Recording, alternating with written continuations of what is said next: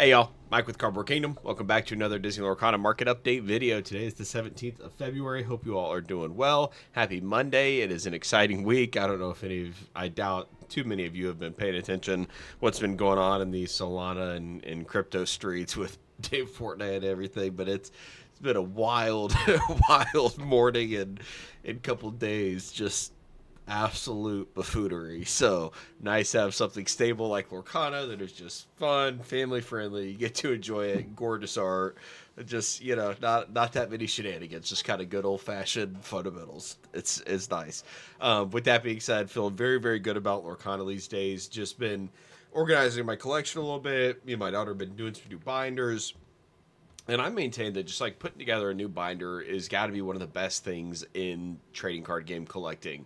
Like whether it's like picking out a certain like character like Stitch or maybe like an entire IP or movie, like in just kind of getting the cards together that have been released for that particular character, putting them in whatever order you like, putting together pages right, of maybe one page of Stitch, then you do a page of Lilo, and then you kind of go out and get some like cheap promos that maybe have been printed of that character. Like there's just so many fun ways to enjoy the collecting side of things, and it makes me it brings a lot of joy to us, and it's just a fun cheap way to enjoy the hobby, which has been really, really exciting. Overall, feel very, very good about Lorcana in general, right? I haven't really gone on like a long rant about like fundamentals and the future and everything for a while.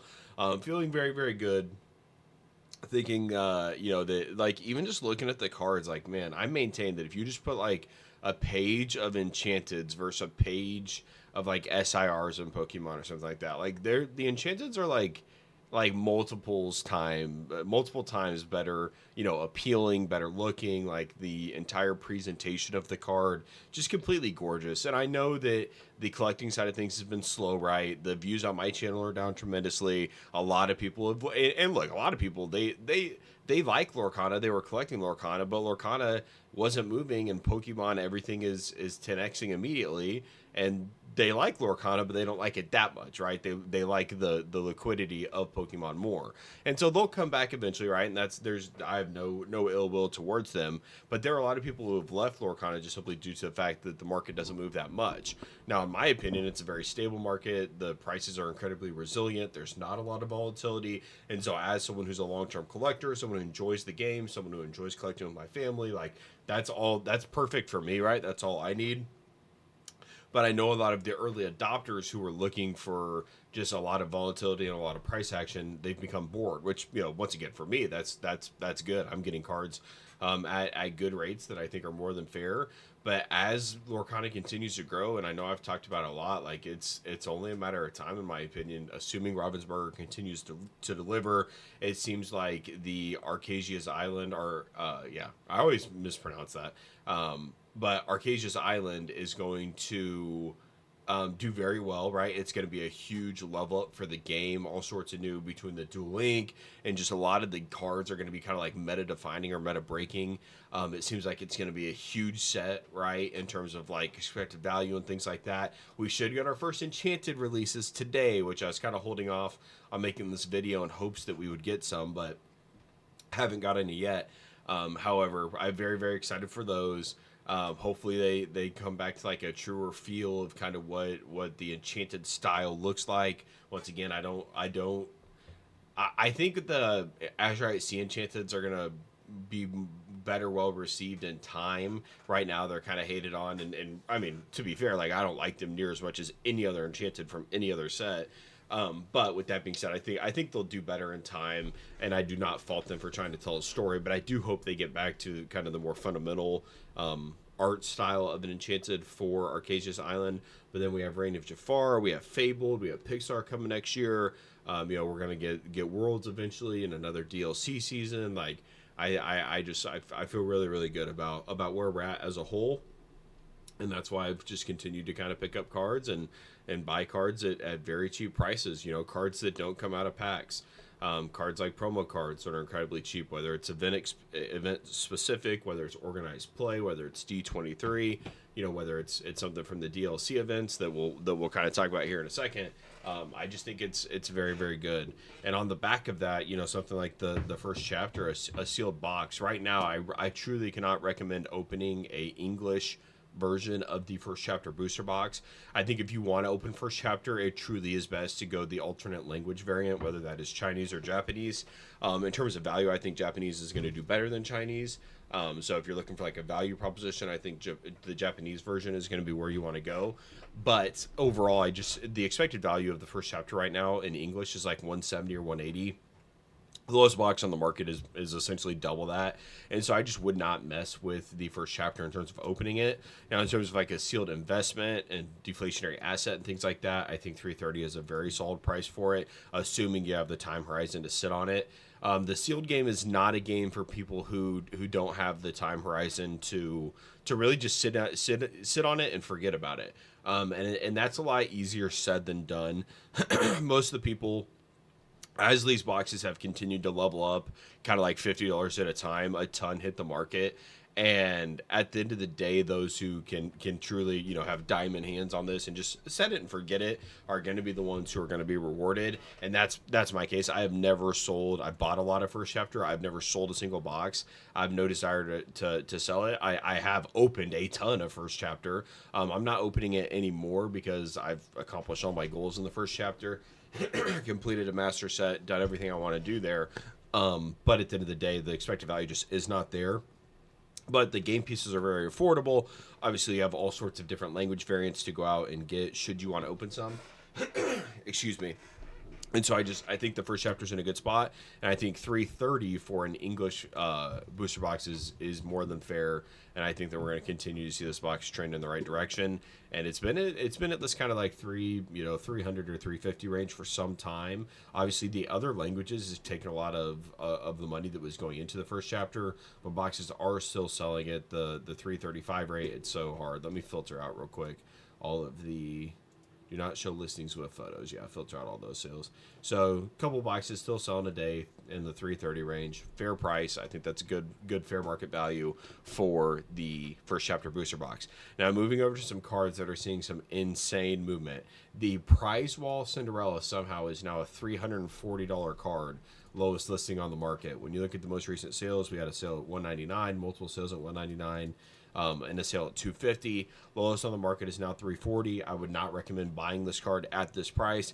I think this card is going to come down in price. In theory, this card was easier to obtain than the Rapunzel Gift with Healing, which has not seen the same movement. It is still at $216, which is what it was the last time we looked at this card. And so that tells me that this is probably just people haven't realized that this card is going to be... this card has gotten so high and it needs that people are going to start to list it. So I do think it's going to come down in price. Now, is it fair market value 250, 300? I don't know. This tells me that people are placing some bets on possibility it being playable. At the same time, there hasn't been that much volume, right? Like we had, 8-ish copies sold yesterday, maybe 10 copies sold yesterday. Before that, there wasn't that many. This could be very well be one person just buying out the card. We even had some hollow foils sell yesterday for around 1,000. Looks like 3 hollow foils, and then that kind of caused some volume on the non-foil version. But at the end of the day, if this card is going to be playable, I think the better pivot would be the D23 Cinderella. You can see some sales start to happen here, not a ton. Once again, we had some sales on the 14th, 12th, and 11th. Not a lot. I'm a huge fan of this card. I think the artwork's gorgeous. Obviously, the Cinderella IP, fantastic. The D23 version has the enchanted foil. If it does become meta, then people will, obviously, as list continues to elevate in price, this is going to be the pivot, the D23 version. So I think if you are looking for some in your deck, or you want to add some enchanted, Cinderellas to your collection, I think the D23 version is going to be a much better kind of arbitrage off of the $340 prize wall card. I am curious that if this card... maybe this card has some unforeseen rarity due to the fact that a lot of people were prioritizing the Rapunzel Gift with Healing because of the meta-defining status of this card, in addition to the fact that it's Rapunzel, it's her first alt art, like all these kind of variants that they go with the Rapunzel. It's always commanded a higher price. I wonder if people were really prioritizing her on the prize wall rather than going for the Cinderella at these side events, and that has made the Cinderella kind of have an increased rarity overall. I don't know that to be true, but I think it's just an interesting thought process. When you look at this, you have 10 listings available for the entire the entire prize wall version. Now, some of those listings obviously have 7, 4, etc. It looks like the total quantity of the, or is that the D23? Let's see here. Nope. The total quantity of the Cinderella is 27 on the market. When you look at Rapunzel Gift of Healing, you see 57. Obviously, the Cinderella, we should start to see that number go up dramatically if people are going to cash in on the $340 new price point. But it's got me thinking: is the Cinderella actually a little bit more rare than the Rapunzel? When you would have thought the other way around, given it was easier to obtain the Cindy, but a lot of people might have overlooked it and went straight for the Rapunzel. So just interesting thought process there. I think the D23 version could once again be a good arbitrage if we think this card is going to be meta defining. But in the same just kind of world of these promos starting to see some new highs, and once again $340 for this card is overpriced. Do not pay that much. I think that it will come back down, right? But with that being said, if these cards really are more rare than we think, and the collectors are coming, and these cards are starting to kind of get to be bought up, then every promo in Lorcana is underpriced at the moment. Every, whether it's the D23 2022 cards, kind of those grill cards, the DLC promos, or even your organized play promos, every single promo in Lorcana is undervalued if we're going to start to see cards run like this, whether that's the first season organized play, promos, the second season, the event specific, DLC promos, etc. I think a good person to start, or a good place to start for anyone who's getting into Lorcana and you want to kind of put some money into it, and build up, some sort of, collection and whatnot. I think that going to sets, clicking Disney Lorcana promo cards, filter high to low, and go down to some of the low end and just kind of see what's available and what makes sense for your budget, for your collection, what do you maybe want to get your hands on. I think that's a great place to start, and I think we're going to continue to see some of these cards move in the right direction as they truly are promo cards. And while there is enough of them for the current collector base and player base, if Lorcana continues to grow, that is not going to be the case, right? And some of these cards that, Cinderella is one I've talked about forever. 50 cents for a cold foil Cinderella card. That sure seems like a deal to me, and obviously one that I have a large position in. So that's kind of what I'm going through right now, and just continuing to build my collection. I think cards like the Stitch still make incredible sense. I would bet money that there's less Stitches out there than Cinderellas, prize wall Cinderellas, and somehow the prize wall Cindy is outtraced or outperformed the Rockstar Stitch. Now once again, I think that price is going to come down.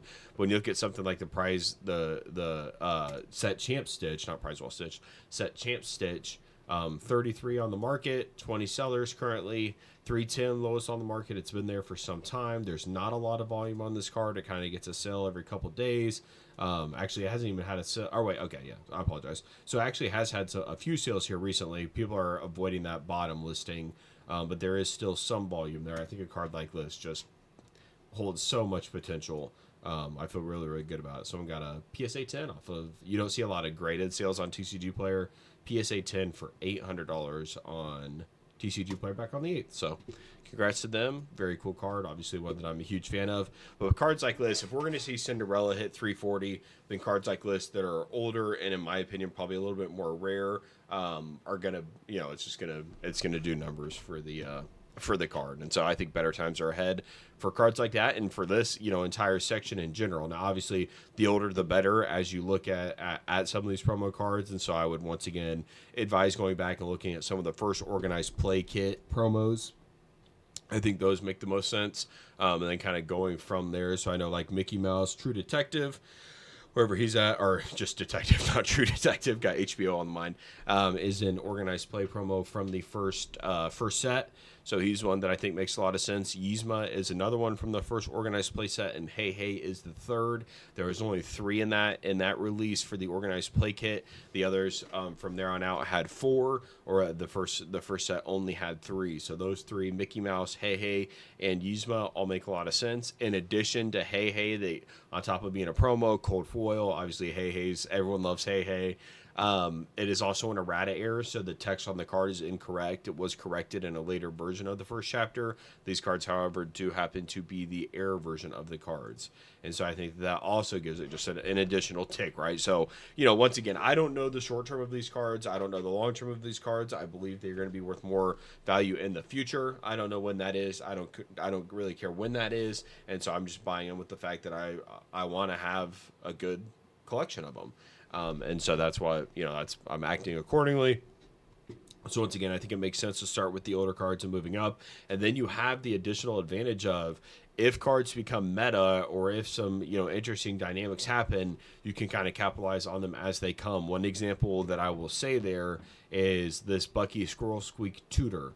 When Bucky was originally banned, you can see that it's red now because this card was banned and it was changed. Or I guess it wasn't banned. It was just essentially, it was changed so much that it was effectively banned because you could no longer play it. It was no longer useful in the meta. Whenever this initially happened, this card shot up to $20 a card, this promo version of this card. I had a huge stack of them, and so I just sold a bunch off at $5, $10, $15, $20, and had a whole influx of capital that I wasn't planning on. I still have plenty to set on, and this card has since came back down to $1.40 for or $2 for a near mint copy, but I bought this card when it's at 50 cents. And so just it's irrelevant to me. I have no desire to look at the card in the short term. Now, if it's going to run up that much, then fair play. But I just think promos are somewhere where I think it makes sense to spend some time. With that being said, a couple other cards that are performing very well. We have Shere Khan. Thank you for pointing that out in the comments last video. Up to $100 for a near mint copy, a card that is probably going to see some play in the new meta. People are kind of taking a gamble on. We have some sales even as recently so it looks like some people are coming in and listing a little bit lower, 65, 65, 66. If you can get those, great. They were going for 80 to 90 before that, but when you look back a few weeks ago, you're looking at 57. So this was a card that was in the 50s, and now it seems like it's got a decent foothold at 95. It seems like you might be able to catch a low lister coming in down at 60, 70. But by and large, I think that card's gonna continue to run a little bit, assuming it's playable in the meta. So if you're sitting on one, you don't really care about it, then fair play. $100 might be a good selling point. I personally am just a huge fan of the art on that card. Now I know that the art stuff I try not to frown on too much, because like when I look at sets like Rise of the Floodborn and I look at the arts, like my opinion of the cards just simply does not match what the market perceives their value to be. So a card like Lady Tremaine, I don't think the art is that good. Now it's very playable, so you have a lowest listing of 120.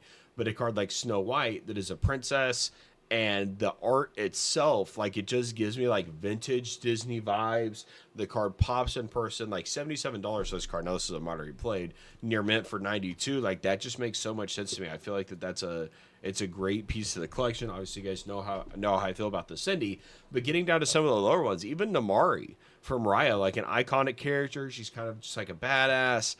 The cat, I think that it's just a well-designed card, and I like the style of the card, the presentation of the card. Now, collectors would say, nah, I'm good. Now, $45 for a card that's probably from the least printed set that is a 1 out of 96 pull rate. And on top of that, it's 1 of 12 of the 1 of 96. Like, there's just a lot of like stuff that I feel like is incredibly underpriced. I don't know when the market's going to correct, if the market's ever going to correct. But I just know buying cards like this, they bring me a lot of joy. And at the end of the day, that's what it's all about. And I feel like better times are ahead for really all of the enchantments in Lorcana, because they just are a lot rarer than what they're given credit for. So with that being said, I do prefer like promos and things like that are going to be even inherently more rare than set cards. Obviously, things like the D23 2022 Elsa and some of the higher end cards, I'll say, are very, very much undervalued, and I think better times are ahead for those. But this is all off the back of and with the understanding that Ravensburg has to continue to deliver at a high level, and right now I continue to see signs that they are, and I have full confidence that they are, but that could change, right? And so it's a very high risk, high risk, high reward, or high risk, no reward, right? We have to kind of see what shakes out there. That's still undetermined, but I know for right now, Ravensburgers continue to deliver at a high level. The new sites look amazing. You can open packs and find cards like this in here. Calhoun, that now the lowest near mint copy on the market is $11. If you want to get it verified, you're up near $13. This is a card that was available for $5 a few months ago. And now as we continue to see it shake out and the game grows and more people come in and they need the card, cards like this are going to just continue to run. And now getting a playset of Calhoun's is $40. A couple days ago, it was, or not days ago, but a couple weeks ago, a card like this, you could get a playset for $20 or cheaper. And that's just kind of the benefit of being in early and sitting on some cards as the meta changes, right? You never know what's going to happen. I think right now would be a great time to go back to Azurite Sea and pick up some of the really, really cheap enchanteds that came out with that set that, you know, who knows whether it's Reign of Jafar or Fabled or whatever set's coming. Maybe there's something that's really going to help Captain Amelia, you know, kind of level up. And that's the benefit of within Lorcana that the players have that maybe have a long track record in Magic or have a long track record in Pokemon. And they've been grinding these TCGs and they can kind of see the writing on the wall of what is going to be a good card. And if just, you know, one card came out that had this kind of dynamic, it would really benefit this card. And they can go out and buy some of these cards, right? Maybe it's Gadget Hackwrench. I don't know. I'm not that entrenched in the meta, and so I can't really make plays like that in terms of what's going to be more valuable in the future. But for those that can, it can be incredibly rewarding. So, you know, if you're looking for additional angles, I think really studying up on the game, learning how to play the game, and then being able to say, like, hey, this card is like, it's got good strength, it's got good willpower, it quests for a lot, it's inkable, you know, incorporating all these dynamics, maybe coming up with some sort of point system to value them and seeing, you know, this card's got this X amount of value, but it's only this price, you know, kind of, you know, making plays like that, I think could be very beneficial. But nevertheless, that is it for today's video. So thank you very much for watching, guys. As a reminder, on the description of all of my videos, I'm going to put, first of all, in this video, I'm going to continue to put the Arcasia's Island release from Mushu Report. I'm going to put that link in there so you can continue to see any updated cards that you need to see. And then in addition, I have my TCG Player affiliate link. If you would click it and then save it as your TCG Player, just like home link, I would greatly appreciate it. It'll just be a normal TCG Player link. It'll have /Cardboard Kingdom on the end, and then that benefits me at some rate every time you buy cards on TCG Player and you check out. I get some sort of kickback from that, so I would appreciate it if you guys would just kind of save my affiliate link as your home TCG Player link, so that when you buy stuff, a little bit comes back to the channel. So with that being said, guys, thank you very much for watching. I appreciate all of the support, and we'll be back with another video soon. Bye.